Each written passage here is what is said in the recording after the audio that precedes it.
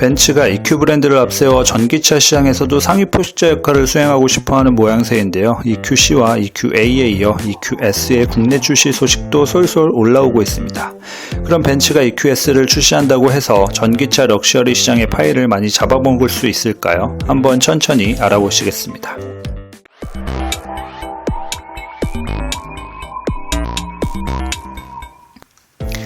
우선 벤츠가 지향하는 전기차 브랜드인 EQ 시리즈의 선발주자는 EQC였습니다. 코드명은 NS93이었고요. 국내에서 가장 많이 팔리는 SUV 중 하나인 GLC의 컨셉을 전기차에서 그대로 재현하고자 EQC의 휠 베이스 길이를 GLC와 똑같이 제작했죠. 국내에서는 EQC 400 포매틱으로 2019년 정식 출시됐는데 BMW iX3나 제규어 iFace 등과 경쟁한 바 있습니다.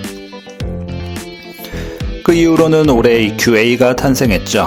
EQC가 GLC를 그 근간으로 하고 있듯이 EQA 역시 GLA를 표본으로 삼고 있는데요. 아이오닉 5나 EV6와 거의 차이가 없는 착한 가격이라 처음 출시될 때까지만 하더라도 엄청난 인기를 예상했습니다.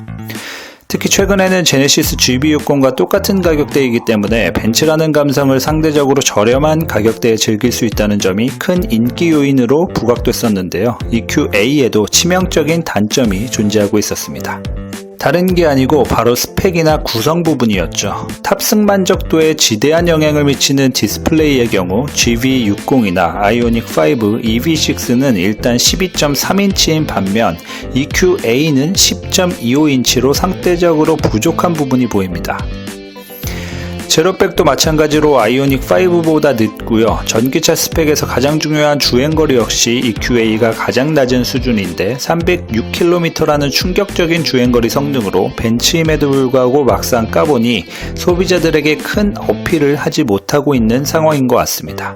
그럼 여기서 메르세데스 매니아분들이 기대할 수 있는 차량은 EQS로 한정되게 되는 거죠. 현대나 기아, 제네시스 모두 S클래스급의 차량이 존재하지 않기 때문에 EQS는 테슬라 모델 S와 비교해 볼 수 있을 것 같은데요.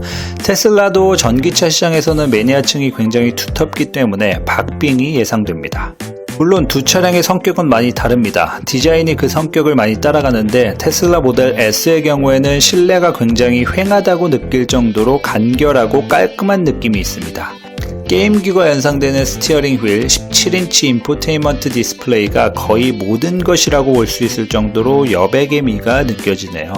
반면 EQS는 얘기가 달라집니다. 이 차에는 하이퍼 스크린이 기본으로 들어가고요. 12.3인치 디지털 계기판과 17.7인치 OLED 센터 패시아 디스플레이, 12.3인치 OLED 조수석 디스플레이 구성이 마치 미래에 와 있는 듯한 엄청난 압도감을 선사해줍니다. 아무리 벤츠가 실내 디자인에 있어서 따라올 수 없을 만한 넘사벽의 이미지가 있지만 유리로 구성된 디스플레이가 어떻게 이렇게 실내 전반적으로 파도와 같이 펼쳐지는지 그 레이아웃은 그 어떤 차종에서도 느껴보지 못했던 압도감처럼 보여집니다.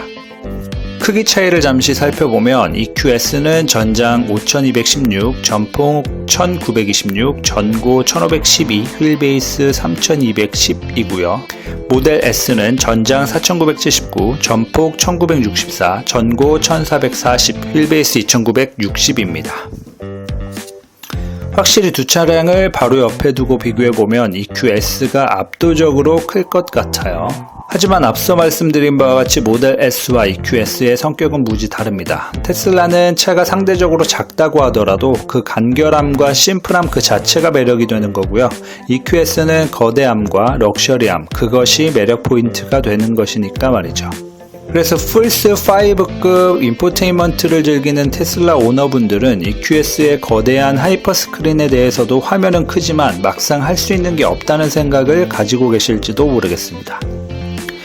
벤츠는 EQC와 EQA의 상대적인 고전 때문에 EQS에 분명히 힘을 좀 강하게 실은 모양새인데요. EQS의 가장 엔트리 450 플러스 기준으로 배터리 90kW 시 333마력에 약 58토크, 항속거리는 WLTP 기준으로 무려 770km가 나옵니다. 이 정도면 테슬라나 기타 자동차 회사들의 고전을 했던 벤츠가 이 악물고 삼각별 로고가 박힌 리얼 명함을 제작했다고 볼 수 있겠네요. 그렇다면 가장 큰 주목거리인 가격에 대해서는 어떨까요? 일단 해외 판매 가격은 공개가 됐죠. 450 플러스 스타팅 가격이 약 10만 2천 달러인데요. 한화로 하면 약 1억 2,300만원 정도가 됩니다. 이렇게 되면 현행 S클래스 S350D보다도 싼 거 아니냐고 생각하실 수 있는데 EQS도 한국에 들어오면 기본 2억부터 시작하지 않을까 생각됩니다. 개인적으로 디자인은 투톤보다 원톤이 더 매력적인 것 같은데 2억이라는 가격은 참 매력적이지가 않은 것 같아요. EQS의 동생 EQE도 아마 국내에 들어오면 1억이 넘어갈 것으로 예상되기 때문에 두 차량 모두 서민을 위한 차량은 분명 아닌 것 같은데 이상하게 우리나라에서는 포르쉐도 점점 많아지는 것 같은 느낌이에요. 자동차 브랜드들에서도 막상 가격을 비싸게 내놔도 잘 팔리니까 그렇게 내놓는 것이겠지만 일단 국내 가격은 올해 연말이나 내년 초 출시 예정일까지 지속적으로 지켜봐야 될 것 같습니다.